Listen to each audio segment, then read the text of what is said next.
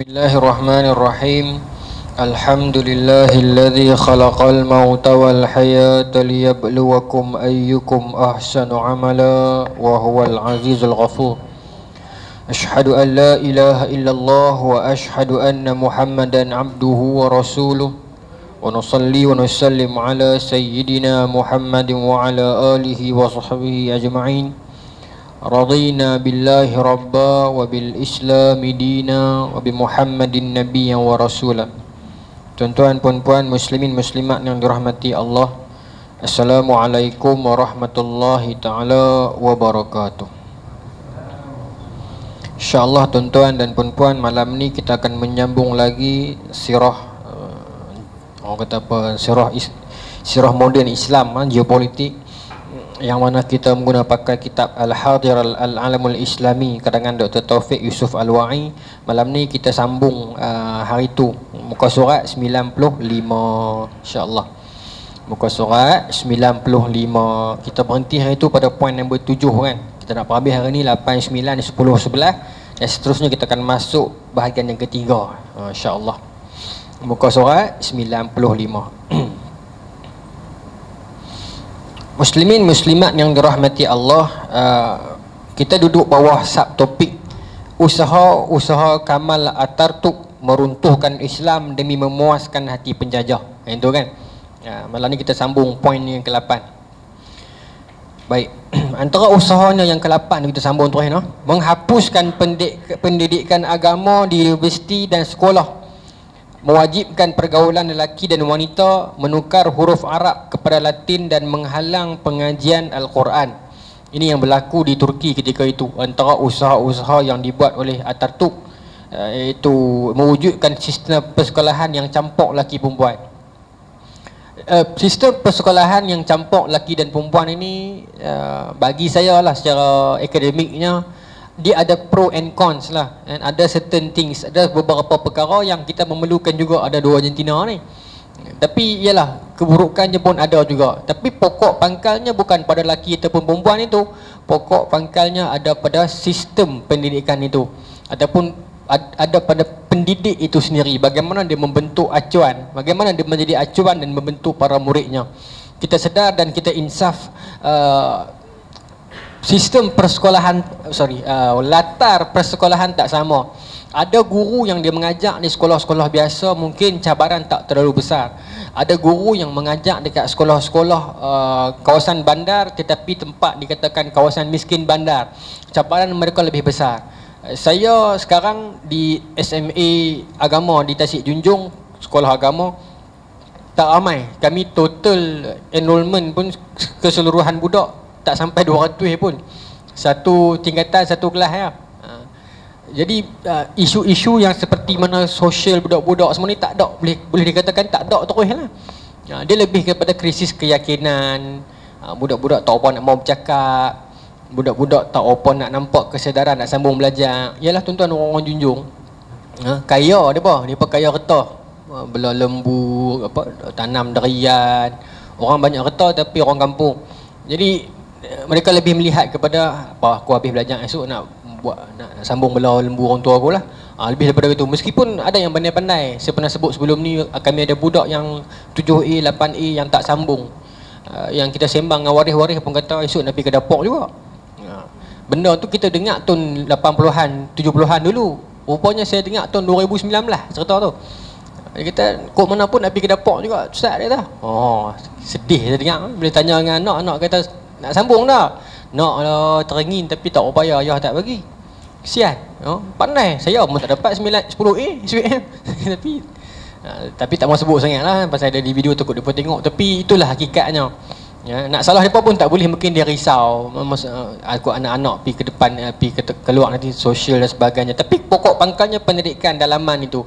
Sebab tu dalam tarbiyah agama kita diajak, guru ini kadang-kadang disebut mudarris, darasa yang mengajak. Kadang-kadang guru juga disebut muaddib yang memberi ajak ilmu adab, kan? Kadang-kadang juga disebut mursyid yang memberi petunjuk. Sepatutnya guru ni dia kena ada semua tu. Saya yakin di sini ramai guru-guru lama, guru-guru pencen. Saya baru baru berapa tahun. Banyak yang kita tak sampai tahap guru-guru lama, kesungguhan mereka dalam mengajak anak bangsa, anak didik dan sebagainya tak sama lah. Dan dia juga bergantung dengan faktor waris jugalah. Tak tahulah, saya tak tahulah, tuan-tuan baru ni tuan-tuan tengok berita, satu sekolah agama tu kena keracunan makanan, hampir 50 orang masuk ward, masuk hospital Sungai Bakar. Sekolah saya. Cerita dia, saya nak cerita pasal waris ni sebenarnya ni. Cerita dia pagi tu saya masuk kelas lagu selalulah ada budak seorang ambil tandas ni. Sampai saya habis kelas duduk di bawah, duduk sembang. Saya suka ada satu pot dekat sekolah tu, ujung penjuru tu saya duduk lepak dengan makcik-makcik kebun. Saya suka lagu tu, duduk makcik kebun duduk lepak urut belakang tu lah sembang. Saya seronok lagu tu. Ni makcik cerita kat saya, dia kata dia tak panggil cikgu ustaz kat saya, dia kat sana sekolah dia panggil saya Pak Uda. Semua lah budak ke cikgu ke siapa, saya bahasa nama macam tu. Pak Uda dia kata, makcik cerita makcik kebun ni, tandas busuk lah kena. Bau, minta maaf sebut no, bau najis lah, dengan bau harin, dengan bau muntah. Budak-budak keluar masuk tak berhenti. Saya pun lalu pergi tengok, bau sungguh. Rupanya jadi sebuah pesta dah di situ. Siasat rupanya budak keracunan. Kita duk seriau dah takut covid ke apa kan. Bila kami ambil list nama, okey semua budak asrama. Kaji balik, oh sarapan pagi tadi ada sedikit problem, tak tahulah kot mana ada lah kot depa punya kata mi sebagainya lah asrama punya. Tak apalah, kita pun tak masalah siapa-siapa, tapi berlaku. Jadi tuan-tuan, dengan 50 orang kalut macam tu, dia bukan satu benda yang boleh secepat tu kita nak settle kan. Nak ambil seorang tanya makan apa semua ni, tengok simptom apa semua ni, kumpul dalam satu kelas. Sekarang pula zaman SOP nak kena berjarak pula. Yang tak boleh kumpul sekali satu tempat, kena kumpul berbagi jarak, pergi tanya seorang kutip, siapa yang sakit sebagainya ni. Telefon pula JPA mai untuk nak bawa pergi klinik, tapi dia mai dia berkata kena pergi hospital terus macam ni. Jadi apa mai dengan 2 biji ambulans, 4 trip hantar balik mai hospital Sungai Bakar. Nak jadi cerita, nak salah JPA pun tak boleh lah. Mungkin depa pun ada tanggungjawab depa, ataupun mungkin depa pun ada kabel dengan wartawan dan sebagainya. Baru duk urus yang tu, orang duk lalu keliling sekolah kami tepi jalan. Orang duk lalu keliling, duk nampak dah ambulans mai berapa biji ni, budak-budak duk potong masuk persepah ni. Zaman lah punya persepsi lagu ni covid lah, hari kan. Tuan-tuan, saya duk ketang lah, saya tak sakit jadi pasal. Nak jadi cerita, budak-budak baru duk atong pergi sana ni, satu kumpulan pertama, kedua dah pergi dah, duk kumpulan 3 ke 4 tak pergi lagi. Dah naik di media sosial harian Metro. Pelajar sekolah 46 orang warded kerana keracunan apa semua ni kalut. Lepas tu salah seorang pegawai JPN ni, dia bawa balik mesyuarat. Dia dengar di radio pula. Masa tu baru diurus tak habis lagi ni. Lepas tu tuan-tuan, waris telefon sekolah ni, sekolah jadi musuh terus lah. Lembab, tak boleh habaq ke. Tak boleh nak bagi tahu. Saya duk kata lah hati bukan anak orang seorang. Satu, yang keduanya bukan ni cerita covid, ni cerita keracunan. Yang ketiganya, tuan-tuan, kita baru duk atok list. Bila melibatkan sistem ni, nak kena bagi tahu JPN lah, PPD, KKM semua ni bukan senang. Kan? Bukan kita abai, kita duk yang kalut tak ada nak update. Dia pasal duk kalut jaga anak dia lah. Anak depa bukan semua, tapi adalah 20% yang macam tu. Tapi saya tak apa setuju pasal ayat tu, bagi saya tak manis lah. Kan? Tapi pasal kami punya guru-guru pun tak baik. Kalau saya jawab, saya nak cengeng sikit lah. Tapi pasal dia kata, saya ada duit, kenapa hantar anak saya pergi hostel Sungai Bakar? Saya nak hantar BKPJ. Saya baca tu saya macam tak kena. Macam ni tak orang nak betul ya. Kan? Lambat bertindak apa? Lambat habaq kat hampa sebab duk tindak cepat lah. Duk bagi tahu kat satgi JPN mai. Satgi KKM turun cek kantin satu-satu. Pergi tanya cikgu pula. Siapa ada makan ke bawah siasat habis masuk ke dapur kukik. Lepas tu JPN mai kata apa? Katuk terus dia orang makan. JPN habaq katuk pergi robah pukul 5 petang. Nak makan 6.30 lagi, nak cari siapa? Bukan beli suka-suka hati. JPN kata kami nak ada kontraktor yang ada lesen lah. Nak pergi cari siapa pula tuan-tuan, nak makan 6.30 lagi ni. Bukan benda yang kecil. Kesian kami duk tengok gunung kanan tu, teruk lah telefon sana telefon sini. Waris duk telefon dia pula maki dia. Awak dia buat lagu ni lambat lah, tak boleh bertindak, cikgu lembek lah. Saya jadi nak angkat hati dah, tapi tak apalah, sebaiknya waris lah lagu tu kot. Cubalah, kata terima kasih lah cikgu, tolong buat satu benda, anak saya ni sakit. Yang tu tak dapat tu Yang tu saya rasa macam sikit down lah. Saya rasa macam biasa no. Dengar marah. Tak tahu, saya rasa dulu waris dulu tak macam tu kot. Allah, tak tahulah kan. Saya terasa pasal saya ada duit dia lah. Saya boleh hantar pergi KPJ. Satu benda nak hantar. Tak tahulah kalau dia tengok memang saya nak luar pun. Berasalah juga kita pun manusia kan. Takkan kita nak biar anak-anak murid macam anak-anak sendiri tuan. Batuk sikit pun kita risau dah tambah Covid ni. Tak biar Tapi lambat. Pasal kan ada grup WhatsApp lah ni. Nak kena update seorang-seorang dengan tanda seru dengan apa. So sedap bagi saya pun saya tak betul macam ni. Tak tahulah kenapa sekarang ni jadi wujud budaya macam tu. Cikgu pun kita tak kata cikgu betul semua lah. Kita tak nafikan cikgu-cikgu muda sekarang pun sakal juga. Dengan selfie dengan apa kita pun mengaku lah. Bukan nak kata cikgu betul semua kan. Tapi hubungan itu nampak makin retak sekarang kan. Mungkin peranan media sosial juga kot. Kalau main musim jerbu ke apa ke, cikgu teruk lah kena kan. Cikgu cuti kami tak tak tahu lah baik kat depa. Tapi sejujurnya tak boleh lawan lah cikgu-cikgu dulu. Depa punya cengeng depa dengan waris depa tak heran kan. Baru betul Sebab aku nak ajak anak-anak ni kan. Banyak. Tapi kira sekolah saya ni bila saya sembang dengan kawan-kawan cikgu, depa kata sekolah hang kira okey lagi lah. Sekolah kami lagi sekan nak naik mahkamah semua. Kira sekolah hang kira baik lagi tu. Kan? Tapi tu beza mak ayah yang berpendidikan tinggi dengan mak ayah orang kampung. Orang kampung okey. Tak apalah cikgu terima kasih banyaklah buat pergi hospital. Lagu tu pula. Esok dia main hantar muktam pula bagi abang tolong anak dia. Lagu bagus pula. Dia ada kat situ ada pro and con lah. Yang berpendidikan tinggi ni maaf sebut kadang-kadang dia berasa lagu mana tak tahu. Dia berasa nak kena jual sikit ke, nak kena perasan no? Dia nak kena cakap BI sikit kan. Alah. Yang tu yang rasa sikit terkilan tu kan. Tapi tak apalah, kita kalau kita ikhlas tak apa. Tapi saja luahan orang rekod ni kod waris boleh tengok juga. Sekolah lain pun sama kan. Ya tak nafi cikgu pun bukan malaikat kan. Kadang dia pun buat silap juga. Siapa salah kita kira salah, siapa betul kita kira betul. Cuma proses ni tak sesimpel itu. Kena berhadapan dengan JPN, lagi KKM TV seorang-seorang. Pasal ni bila dia berlaku dengan Covid, KKM buat balik semua budak kami tu dekat 50 orang tu, main buat test kat sekolah pula, tanya seorang-seorang makan apa selama ini, semua satu-satu ni. Ada gejala luar tak, ada kenduri dekat luar tak, takut kan. Walaupun test tu tak berlaku lah test Covid tu. Tapi kalau seorang saja budak luar yang sakit perut juga hari tu kena test lah. Sebab mujuklah semua budak asrama. So tak ada lah Covid. Cuma bila jadi gitu saya baru tengok macam ni rupanya. Sebelum ni saya di Lebah Keramat, sekolah di belah KL. Kawasan yang orang kata miskin bandar. Cabaran dia besar. Dia sosial dia lain macam pula. Alhamdulillah benda-benda tu yang mendidik banyak lah. Baik saya sambung no. Maka tuan-tuan, sekolah yang campur lelaki perempuan ni ada kebaikan ada keburukan juga. Nak kata sekolah yang single gender yang satu jantina ni bagus pun tak boleh juga. Minta maaf sebut kes-kes yang melibatkan macam liwat dan sebagainya ni banyak berlaku dekat kes yang satu gender. Minta maaf sebut banyak, bukan ada, banyak. Kita kena kaji sebab apa. Kadang-kadang bila kita ditutup sangat, sekali dia dapat ruang dia sakan no? Nak kena kontrol yang tu. Sebab tu kadang-kadang kita sebut selalu ni kan, ada anak-anak yang tak warak sangat tapi tak buih sangat. Dia sosial tapi dia sosial dengan mak ayah dia. Dia pergi main futsal tapi ayah dia pergi main futsal sekali. Dia pergi main bowling dengan mak dia sekali. Ada budak yang bagus, ayah mak pun kaki surau masjid bagus, tapi anaknya rupanya dia tak buat depan mak dia buat di luar seorang-seorang. Lagi kacau yang tu. Zaman sekarang ni metod pendidikan tu macam kata Saidina Umar, ikut zaman depa juga. Baik. Kemudian nombor 9, memansuhkan Kementerian Wakaf menegah bersembahyang di Jami' Hagia Sophia dan menukarkannya kepada muzium. Yang ni yang baru ni viral ni kan. Tukar Hagia Sophia kepada muzium.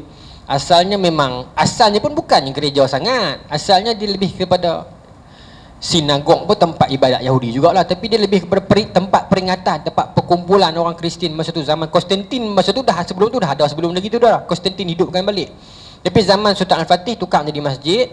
Kemudian zaman Atatürk tukar jadi muzium. Lepas tu ni jadi masjid balik.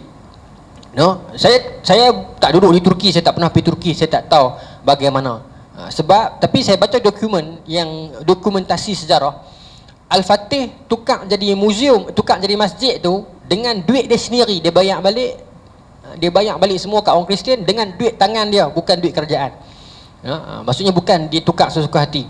Sebab kalau dalam sistem wakaf, kita nak ambil sesuatu tanah wakaf, kita kena gantikan dengan tempat yang lain yang senilai dengannya.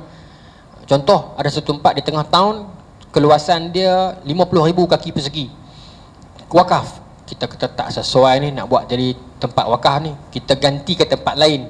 Oh, di tengah-tengah hutan tu 5,000 kaki persegi juga.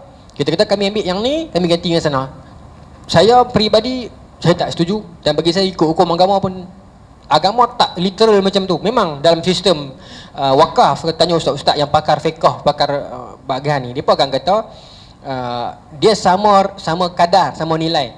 Tapi bukan nilai pada ukuran. Kalau saya lah, saya faham cara saya mengaji ni, bukan nilai pada ukurannya, tapi nilai pada value tanah tu, harga semasa. So kalau harga semasa tanah itu adalah 5 juta, awak nak gantikan di tempat lain dalam hujung kampung, walaupun hujung kampung, tapi kena bagi luah sampai nilai 5 juta juga. Kalau tidak, orang akan bermudah-mudahan memobilisasikan tanah wakaf tu.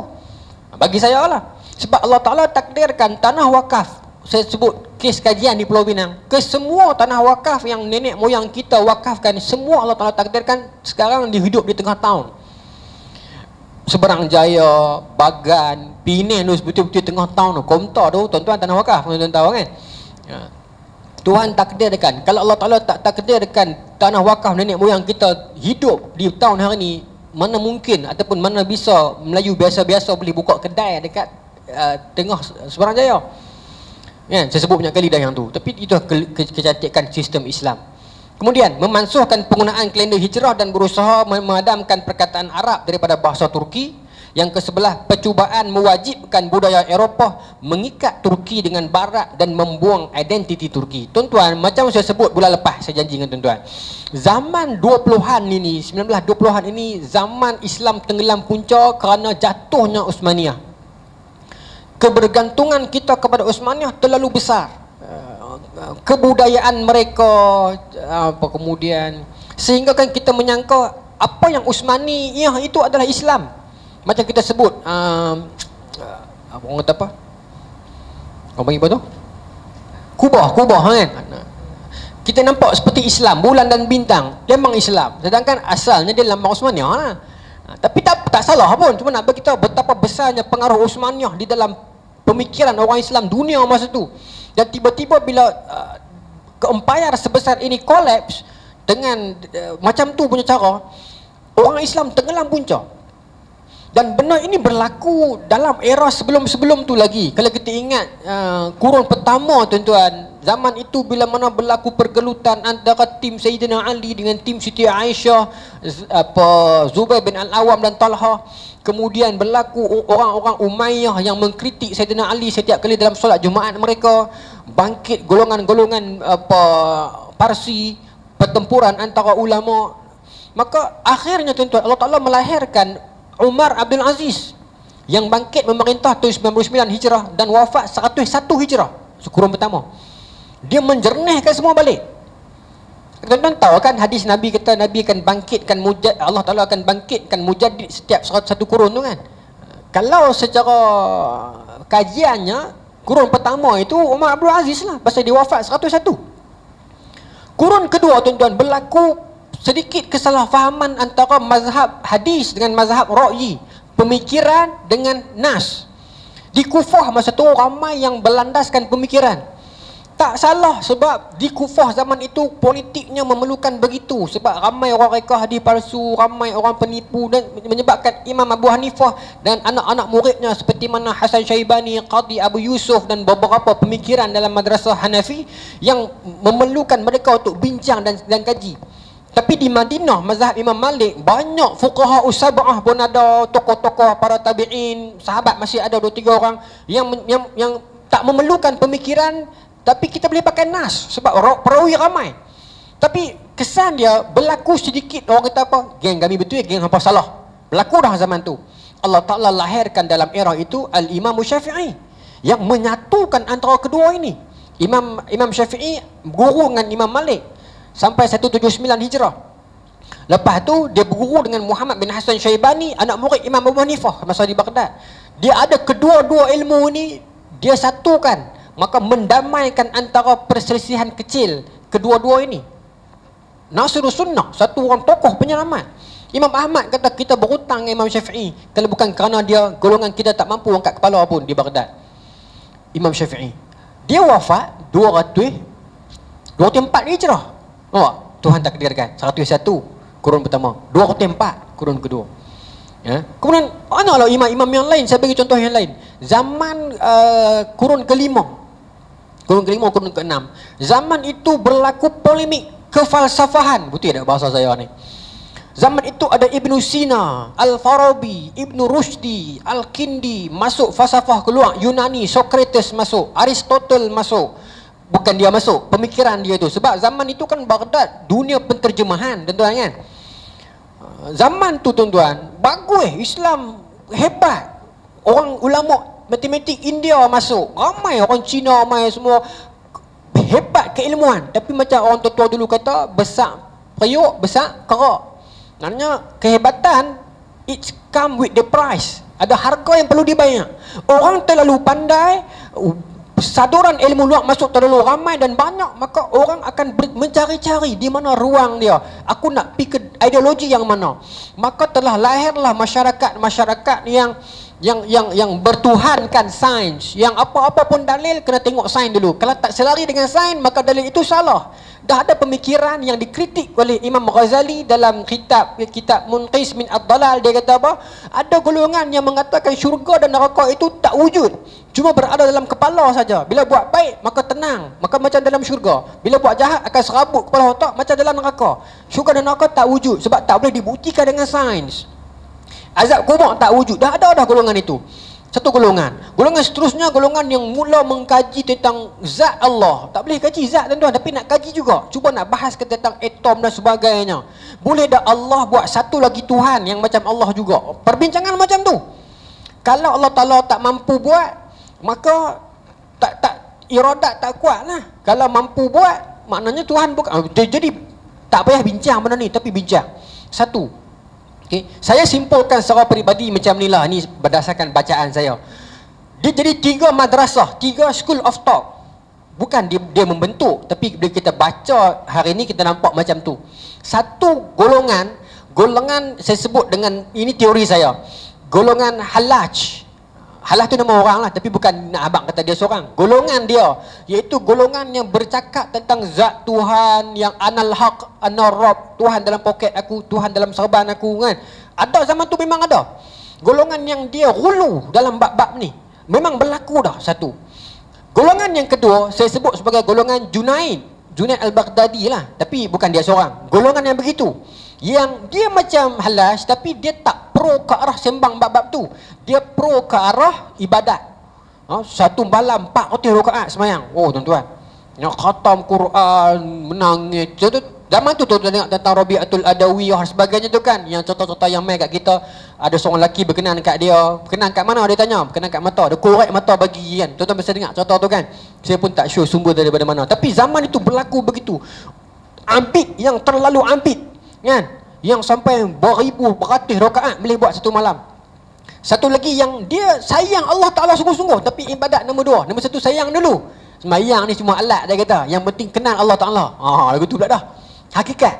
Yang ni jenis syariat bagus lah. Okey, 2. Terlalu ibadat sangat sampai tinggal keduniaan. Terlalu mengejar hakikat ketuhanan sampai semua benda tak betul. Kan? Seronok jadi gila begitu. Terlalu, bukan kata salah, tapi ni terlalu hulu. Baik.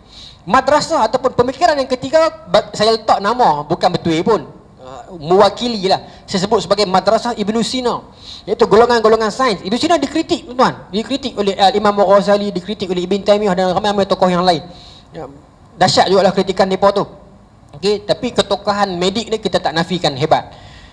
Mereka ni pula golongan yang sains, yang mengkaji tentang pemikiran, aras ni bentuk lagu mana lah, membentuk atom lah, kukik-kukik ni penuh. Jadi besar rabut masa tu tuan-tuan. Maka orang Islam yang awam macam kita, awami ni tenggelam punca, kami nak pergi ke jalan yang mana ni? Kan? Masing-masing dia rasakan dia paling betul. Golongan sains dia merasakan kami ada pembuktian, kami ada data, inference, hipotesis. Agama ni memerlukan pembuktian, betul satu sudut. Golongan yang halas ni, agama ni memerlukan kenal Tuhan. Awaluddin ma'rifatullah. Betul, satu sudut.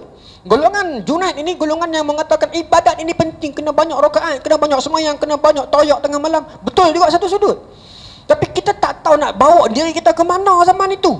Maka Allah Ta'ala wujudkan dalam zaman itu Al-Imam Ghazali, Hujjatul Islam, yang lahir 450 Hijrah, dia wafat 505. Nampak? Tuhan atok 101, 204, 505. Ni bagi saya lah, mungkin mujaddid lah. Masa mujaddid Nabi tak sebut nama kan? Nabi kata akan lahir ya. Maka ini berlaku. Mana zaman tenggelam punca itu, insya-Allah, bukan insya-Allah, yakin janji Allah, Allah Ta'ala akan bangkitkan. Cuma siapa tu kita tak tahu lah. Cuma yang mujaddid pertama dan kedua itu majoriti dah. Kalau bukan 100% pun 90% setujulah Imam Syafi'i dengan Umar Abdul Aziz. Tapi yang kemudian itu ramai orang berbeza. Tapi tak ada masalah lah berbeza. Dia bukan Nabi, dia mujaddid sahaja. Boleh jadi dia, boleh jadi orang lain. Okay? Dalam era yang, kalau kita kembali kepada Masihi ni, 20-an ini, 1900 ini, kurun ini saya nampak secara peribadi, mungkin saya salah. Mungkin itu era Imam Hasan Al-Banna. Sebab Umar Abdul Aziz, ketokohan beliau politik kan? Meskipun ada hadis yang diriwayat, tapi dia lebih tersalah dalam politik kan? Imam Syafi'i dalam keagamaan dan sebagainya, Imam Ghazali dalam pemikiran. Mungkin zaman Imam Hasan Al-Banna lebih kepada penyatuan dan sebagainya. Sebab apa? Zaman itu kita dah cerita bulan lepas, keserabutan budaya berlaku. Kita akan absorb budaya-budaya luar nak menjadi barat, sebab kita menyangka dengan menjadi barat kita akan menjadi lebih hebat. Macam hari ni lah, nak tunjuk pandai kena cakap ABI. Tak kata kat orang. Kita sendiri pun kadang-kadang bila berasa macam orang hina lebih kurang, tapi hotel pakai slipper, tengok kita tak apa, kita pun cakap ABI juga lah kan. Kadang kita pakai lebay, ni orang kampung mana ni, baru nak speaking sikit. Kadang-kadang kita pun berasa aku tu juga. Maksudnya bukan kata kat orang, kita bersama lah. Sebab benda tu duduk dalam kepala dah. Nak menampakkan aku ni pandai, aku kena speaking. Kan? Sebab tu kita ada tokoh pembina nama apa? Penceramah yang cap Cikgu Azmi kan nama. Yang dia kata aku pergi mana pun boleh kat lah. Cikgu Azmi kan nama dia kan. Maksud dia identiti dia kan. Baik. Tuan-tuan, maka dalam era itu saya cerita dah itu, Imam Hasan Al-Banna tengok masyarakat jadi serabut. Masing-masing berlumba nak pergi cross belah sana punya Suez sebab nak kerja dengan orang barat. Kalau kerja dengan orang barat kira kemah lah, boleh cakap BI lebih kurang, meninggalkan agama. Maka dia wujudkan ikhwan itu. Ikhwan peringkat asalnya adalah macam tadika malam-malam untuk ajak, bukan malam-malam, siang-siang macam nursery untuk ajak mengasuh budak-budak sambil baca Quran. Lama-lama mak pak tengok macam suka, mak pak pula join, minta Imam Hasan Al-Banna buat malam, berlaku malam. Lama-lama membentuk komuniti. Ibu-ibu mai kata, ustaz, daripada kita duk mengaji saja, jom kita masuk peluk kuning ke apa-apa, membentuk satu komuniti, akhirnya membesar dan akhirnya membentuk sebuah gagasan politik. Dan bagi saya, ikhwan inilah yang menjadi tampungan tinggi bahasa Melayu tu. Tampung kepada kekeliruan dunia, kebeleran. Bahasa Melayu dia apa? Berat Melayu macam Istro Awani. Kesamaran macam tak nampak ni nak pergi ke mana. Khalifah dah tak bangun dah. Dalam Islam kita pakai sistem khilafah. Ulama bincang tuan-tuan, ulama peringkat awal zaman salaf, khalifah kena satu ke? Tak ada lebih. Okay. Tapi ulama-ulama yang datang kemudian mengatakan boleh lebih dengan syarat tempat itu jauh. Menjawab soalan kenapa zaman Abbasiyah ada di Baghdad, ada Umayyah lagi di Andalus, ada Fatimiyah lagi di Mesir. Jawapannya kalau jauh, ulama kata okey. Pendapat ulama yang awal yang kata tak okey, tak boleh kena satu juga, pun tak salah sebab zaman mereka tak besar mana lagi. Bagi kita hormat dua-dua betul. Okey, baik. Maka bila tenggelam, Islam pula tak ada model yang baru. Datanglah pemikiran Imam Hasan Al-Banna yang menjadi ampungan untuk ikhwan masuk terjun dalam dunia demokrasi yang orang barat tajar ni. Kalau kita tak hantar wakil, mungkin pilihan raya. Kena pilihan raya lah ni pula. Risau zaman lah ni. Bukan hak Sabah ni, ni hak cerita hak yang ni. Kena hantar wakil kita juga nak bagi tahu kita ada dalam medan itu. Menang kalah nombor 2, tapi kita duduk dalam medan itu. Ya? Kita ada wakil kita. Pasal Islam tak ditinggalkan zaman. Kalau masa tu tak ada orang macam Imam Hasan Al-Banna untuk terjun masuk dalam dunia politik tajaan barat ini, sistem demokrasi, maka kita akan menjadi follower saja. Biar orang barat yang bertanding, orang depa semua kuih-kuih, kita tak ada apa. Kita tak, kami nak khilafah, tak ada. Baguslah cita-cita untuk buat tu bagus, tak kata salah. Tapi di samping itu kita nak duduk dengan zaman semasa ni, nak lagu mana? Kan? Baik. Tuan-tuan, sebab tu saya tak menolak parti-parti politik ni, tapi serabut bergaduh tu yang saya tolak tu. Sampai jadi hulu melampau tu yang saya tak berapa setuju. Tapi sebagai wadah okey, kan? Sebab kalau kita tak undi semua, depa pakai undi macam mana, kan? Baik. Dalam Islam kita ada sistem wakalah, wakil untuk kita. Baik. Tuan-tuan, zaman tu saya janjikan tuan-tuan, saya nak sebut pasal Wahabi, kan? Okey. Berlaku serabut masa tu, saya dah cerita dah di India, Pakistan masa tu berlaku perpecahan. Ada seorang lawyer lulusan Inggeris nama dia Muhammad Ali Jinnah yang berjasa besar kepada Pakistan dan India. Dia orang India asal, tak silap saya, tapi dia masyhur di Pakistan. Dia antara menteri awal. Kemudian tuan-tuan, zaman itu, ni zaman awal-awal ujung 1890-an 1867, geng-geng Wahabi daripada Saudi, pemikiran Muhammad bin Abdul Wahab masuk ke India. Dia buka pondok Deoban sampai sekarang dah, kan? Tapi Deoban sekarang nak kata Wahabi pun tak tahu, tapi kita bahas bincang ni dulu. So depa ni membina pengaruh.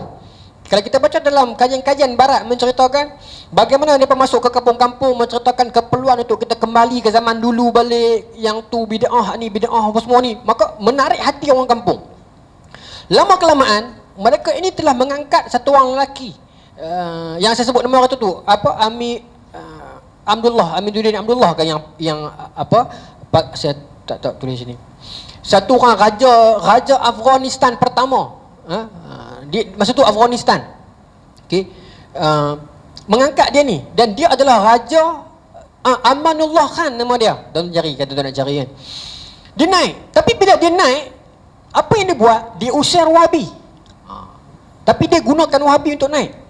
So bila Wahabi jadi marah, golongan Deobandi ni, berlaku satu benda yang sangat pelik. Amanullah Khan ini, nama Amanullah Khan, tapi dia sosial juga. Tapi tak sampailah sama macam Ataturk, tapi ke arah itu. Sebab tu dia tak setuju dengan Wahabi yang sangat rigid dan radikal ini. Wahabi radikal, kita tak nafikan, okey.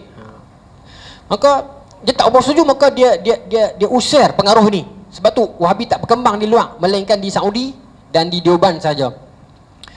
Tapi tak apa, masa dia usir, yang ni sejarah fakta. Wahabi sumpah untuk menggulingkan Amanullah Khan. Tapi yang ironinya, apa Wahabi buat? Dia bergabung dengan British. Dia bergabung dengan British untuk menggulingkan Amanullah Khan. 1890-an lebih kurang. Maka diusirlah Amanullah Khan, maka naik satu orang lelaki nama Nadir Shah. Nadir Shah ni bahkan lagi teruk daripada Amanullah Khan. Maknanya krisis zaman tu, krisis hang naik tak betul, aku tenang aja tu. Hang naik tak kemat, aku tak sempat stabil. Itu poin saya. Minta maaf sebut, Malaysia sekarang dalam era yang macam tu. Tak ada orang boleh mengaku dia paling stabil. Walaupun saya tak sokong sangat UMNO, tapi kita kena mengaku yang the most stabil adalah Barisan Nasional dulu. Minta maaf walaupun saya tak sokong sangat dulu, tapi kita kena mengaku yang paling stabil depa. Tapi bila depa ada perpecahan dalaman, ada proksi, ada ini geng YB ini geng YB ini, kan, ada kan, tuan-tuan tahu lah UMNO, kan. Maka dia jadi pecah. Tapi depa stabil sebab MCA, MSC ni komponen depa, dia bukan pakatan depa. So tak banyak bersuara, depa king lah kita, kan. Tapi disebabkan lama sangat kot, 60 tahun, maka jadi hanyut lebih kurang. Bukan semua lah, bukan semua, ada kita kena mengaku memang ada. Maka akhirnya dihukum, depa jatuh. Yang naik menggantikan itu model mana pun yang naik tak solid. Hatta dia sendiri naik balik pun berlaku perkabungan dengan PPBM apa semua, nampak tak solid. PH pun tak solid, kan. Ni pejuang pula Tun buat, kan. Lepas tu Syed Saddiq pula buat pemuda pula. Akhirnya tak tahulah, negara ni parti lagi banyak pada rakyat. Tengok tuan, ya, semua bakat nak buat habis. Benda penyakit ni dah berlaku kat Indonesia. Minta maaf, orang Indonesia ramai tengok video saya, tapi saya kena sebut Indonesia lagi banyak, kan. Parti Islam berapa puluh. Syria, Mesir, Tunisia, berapa banyak parti Islam. Mereka ada parti Islam Salafi, ada parti Islam bukan Salafi pun ada, parti Ba'as, banyak, okay. Maka tuan-tuan, Malaysia ke arah tu, dia tak ada satu keseimbangan. Orang yang main saham, dia cukup tak suka benda ni. Sebab ketidakseimbangan politik menyebabkan pelabur tarik dari. Itu krisis dia. Okay? Malaysia sekarang jadi macam tu. Kita memerlukan satu mujadid peringkat Malaysia ni nak menyelamatkan negara ni. Tak tahulah siapa tuan-tuan. Yang kata-kata dia orang dengar ada orang segan. Saya tahu tak siapa saya. Hati saya nak orang muda lah. Tapi muda bagi saya ni bukan 20-an, 40-an kira sedap sikit lah. Kadang-kadang tak larat dah nak bergaduh dengan orang tua 80-an, 90-an ni. Kan? Kadang-kadang krisis depa tu jadi krisis kita. Depa bergaduh, kita jadi bergaduh sama. Depa tak kenal kita pun. Kadang-kadang kita memerlukan budaya politik baru. Tapi tak tahulah, saya bukan politik sangat. Tapi saya nak beritahu apa yang berlaku zaman itu, zaman sekarang berlaku. Maka Wahabi digulingkan, kan, diusir. Masa pengaruh dia tak berkembang di India, sekadar dalam Dioban sampai hari ini pun ada, tapi tak sekerah macam Wahabi di Saudi. Baik. Wahabi ni salah kau Ustaz? Yang tu kena tanya Ustaz-Ustaz yang ni yang kemah lagi yang memang duduk bercakap bab ni. Okey. Sebab dia ada garis pemisah antara Wahabi, Salafi dengan kaum muda. Yang tu ada garis pemisah yang halus, yang perlu kita kena kaji betul-betul. Okey. Tapi kalau tuan-tuan tengok elok, tuan-tuan akan nampak di sudut adab dan budaya. Wahabi ni dia lain macam sikit. Dia adab tak ada. Dia nak hantam Habib, dia hantam buat tak tahu, dia kata sedap-sedap. Kan? Tapi kalau orang pemikiran progresif yang tak betul dia kritik tapi dia hormat. Okey, yang tu kena kaji tu. Okey, dia ada pemikiran yang berbeza kat situ. Baik. Tak apa. Kita kembali ke Saudi. Okey, kita pergi ke Saudi. Zaman ni Saudi jadi gimana pula? Kan tuan-tuan ingat tak kita cerita dulu 1916 Sykes-Picot Agreement, kan? Perancis dengan Britain. Bila terbahagilah wilayah-wilayah Arab ini, Perancis dapatlah Algeria, Syria, Tunisia, semua tu kan. Maka British dapat the rest of it. Dalam faraid kita asabah. Bagi Perancis dulu, lebih aku punya lah. Baik. Masa tu tuan-tuan, yang membantu revolusi Arab ni tak lain dia tak bukan Sharif Hussein kan, ataupun kita sebut sebagai golongan Hashimiyah. Okey, yang musuh tegar Wahabi lah. Maka bila Saudi ni dia dapat, masa tu tak ada nama Saudi lagi. Okey, dia dapat kat dia lah Jaziratul Arab. Baik. British masa tu nak menjaga anak-anak kepada Sharif Hussein ini. Maka dibinalah satu garis, dibuatlah akan satu negara bernama Iraq kepada Raja Faisal. Raja Faisal ni anak sulung ke anak nombor 2 kepada Sharif Hussein, Faisal. Okey. Tak saja anak kedua. Tapi dapat anak lah anak. Bila dibuat kepada King Faisal, dapat kat dia Iraq. Okey, Iraq. Iraq betul ada satu polemik baru. Abdullah pun nak juga. Abdullah nak seorang lagi. Maka British buat satu lagi garis, iaitu Jordan. Jordan sekarang ni. Tapi ada syarat dia. Bukan hang terima saja. Apa jadi nanti jangan lawan. Sampai hari ni lah. Apa jadi nanti ikut sudahlah. Sehari kita akan pergi bulan depan cerita tu. Apa jadi nanti tu bulan depan ke hari ni juga. Kira apa je. Apa-apa. Kita bagi teaser nanti kan. Ingat kita lock dengan ayat tu. Apa jadi nanti turut saja. Itu depa punya prinsip depa. Baik. Maka tuan-tuan, okeylah Sharif Hussein cantik. Tiba-tiba 29 ke 32 kebangkitan Ibnu Saud, Abdul Aziz As-Saud. Okey, gerakan anak-anak murid Muhammad bin Abdul Wahab. Tapi bukan anak murid sangat. Sebab Muhammad bin Abdul Wahab meninggal 1793, lama dah. Tapi pengaruh itu masih ada. So bangkit menggulingkan Sharif Hussein di Mekah, Madinah dan Hijaz. Yang sedihnya British tak tolong Sharif Hussein. Sebab British rupanya curang, main kayu 3 dalam 2 muka. 3 ke 2 Ustaz ni? 2 pun boleh lah. Maknanya rupanya British dia bina hubungan dengan Ibnu Saud, dia bina hubungan dengan Sharif Hussein juga. Tapi bila bertelingkah kedua-dua ini, British tarik gear reverse. British kata ini mazhab bergaduh, aku tak mau campur. Maka berlaku perselisihan besar. Akhirnya golongan Ibnu Saud menang. Dan terusirlah Sharif Hussein ke mana? Ke Yaman. Ke Yaman dan wilayah bawah tu, Yaman, Oman dan sebagainya. Itu kesudahan Sharif Hussein yang melancarkan kebangkitan Arab 1916, Arab Revolution kan. Ibnu Saud pun mengkhianat juga, tapi British sokong dia akhirnya. Sebab apa? Ini pembacaan dan pemerhatian saya. Sharif Hussein bila dia dapat Hijaz kat dia, dia claim dia khalifah baru. Yang tu yang silap. British, kami tak mau khalifah, kami nak boneka. British nak yang tu. Ibn Saud kata saya boleh jadi boneka, tak ada masalah. Maka Ibn Saud naik. Okay? Itu harga yang Saddam Hussein kena bayar. Kan? Dia fikir dengan dia berkhianat dengan Uthmaniyah, dia boleh naik jadi khalifah baru, mungkin niat dia baik. Tapi akhirnya itu harga yang dia kena bayar. Dia usir ke Yaman. Anak dia rezeki dah dapat Jordan dengan Iraq. Kan? Tapi Iraq pun dah tak ada monarki. Jatuh dengan Jordan saja. King Abdullah kan. Baik. Tuan-tuan, terbentuklah Saudi 32 dan berlakulah perkembangan Saudi yang kita bincang sebelum-sebelum ni tu, Aramco dan sebagainya itu. Zaman ini berlaku orang kata apa, umat Islam dalam keadaan yang tenggelam punca. Itu poin saya. No? Membentuk wilayah-wilayah yang demikian. Maka bila penyusunan ini telah berlaku, berlakulah mesyuarat antara negara-negara Arab ini untuk mengangkat khilafah yang baru. Tak pernah berlaku sebab divide and rule dah berlaku dah, pecah perintah ni. Dah ada sempadan, maka masing-masing nak claim. Kita hari ni pun di Malaysia sepatutnya tak berlaku dah kenegerian itu, sebab kita satu rumpun.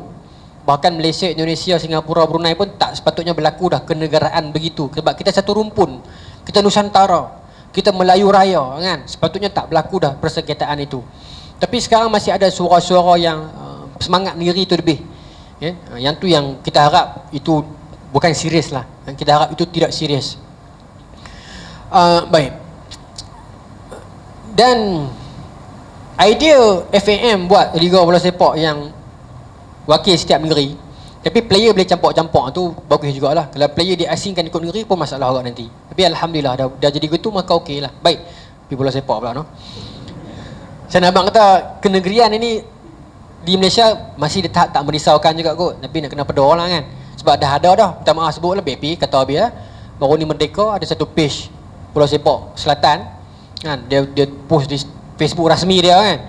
Selamat Hari Merdeka sahabat kami Malaysia. Nampak tak manis tulis macam tu kan. Sahabat kami. Hang pun negeri kita juga. Siapa nak kata macam tu kan. Ramai orang muda marah tu. Page rasmi tu. Okay. Tapi itu suara dia tak mewakili semua lah. Okay. Bukan semua macam tu. Ramai orang di negeri tu baik-baik. Maka berlaku macam tu. Okay. Bila dah jadi macam tu tuan-tuan, mainlah agenda seterusnya, iaitu nak menginstalkan Israel. Israel dah masuk awal dah kan. Ingat tak 1897 1907 tu kan. Okey baik. Duk masuk dah. Yang kita dah cerita sebelum ni tu, beli tanah siap-siap semua tu. Sikit-sikit tu. Tuan-tuan, tanah kita ni habis ni. Anak kecil main api. Lagu tu cukup betul tu. Kan? Musang King punya cerita tak tahu tu. Apa cerita? Ada jawapan lagi?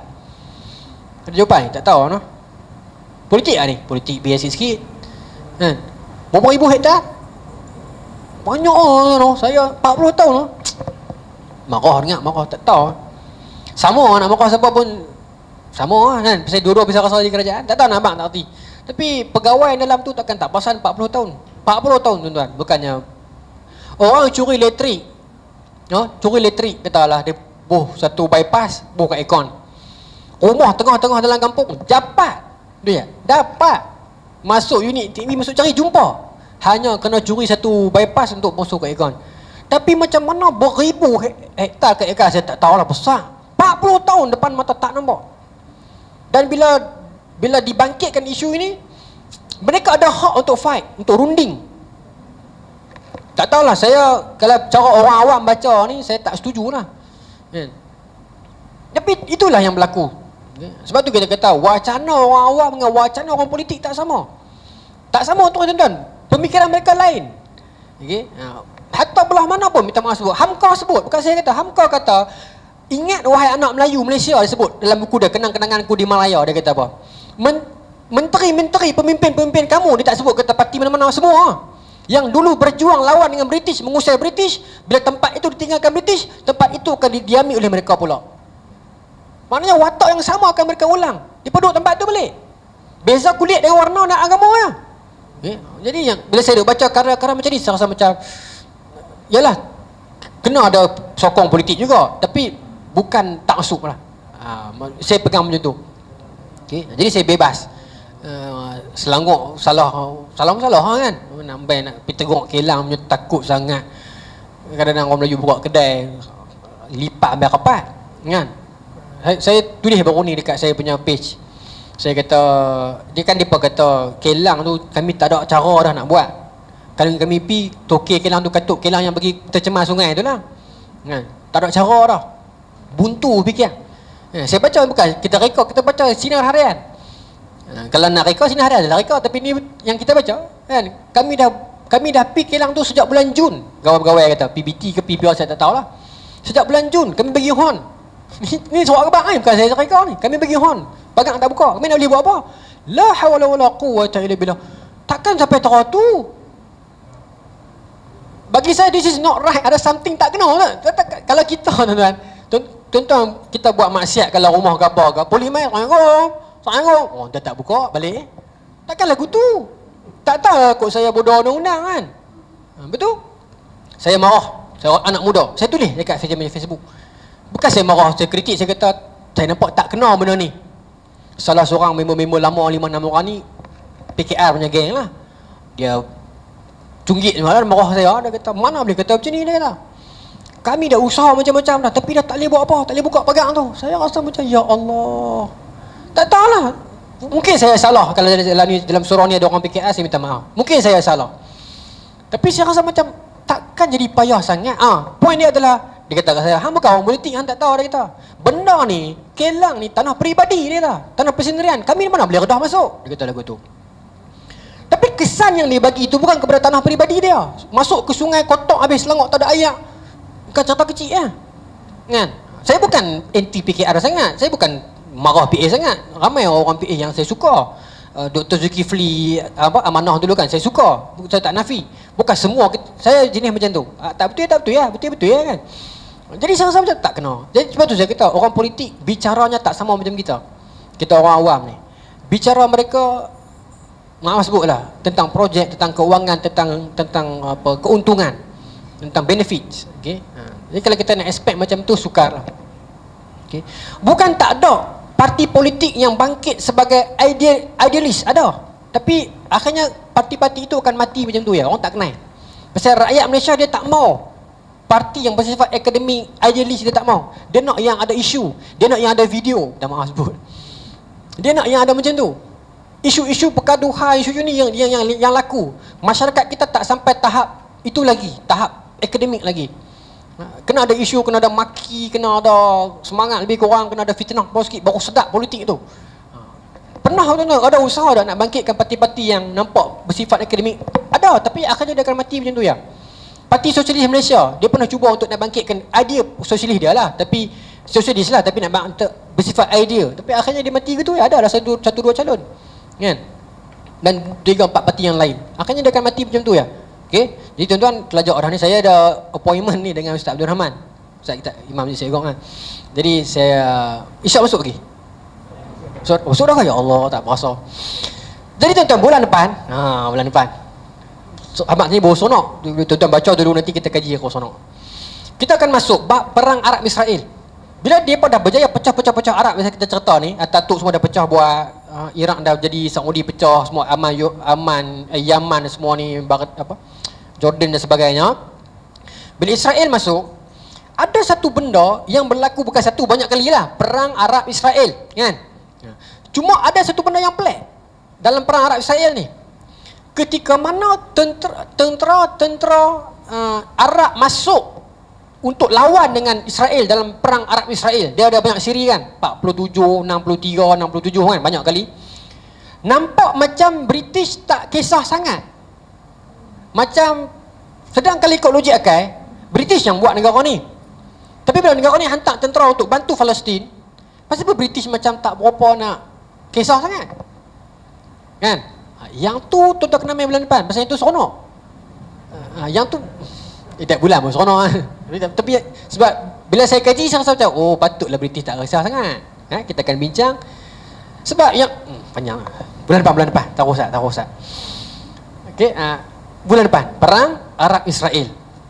Perang Arab Israel. Kita biang tu satu-satu seronok insya-Allah. Wallahu taala alam. Muka surat 95 kita habis dah. Bulan depan 96 insya-Allah. Bismillahirrahmanirrahim. Allahumma rzuqna fahman nabiyyin wa hifdzal mursalin wa ulama malaikatil muqarrabin wa hdina fi hidayatil arifin bi rahmatika ya arhamar rahimin. Allahumma ij'al jam'ana hadza jam'an marhuma wa tafraqna min ba'di tafarraqan ma'suma wa la taj'alna la fil wala ma'na wa la tataba'una syaqila matuda wa la mahruma rabbana atina fid dunya hasanah wa fil akhirati hasanah wa qina adzabannar. Rasulullah ala sayyidina Muhammadin wa ala alihi wa sahbihi ajma'in walhamdulillahi rabbil alamin. Assalamualaikum warahmatullahi wabarakatuh.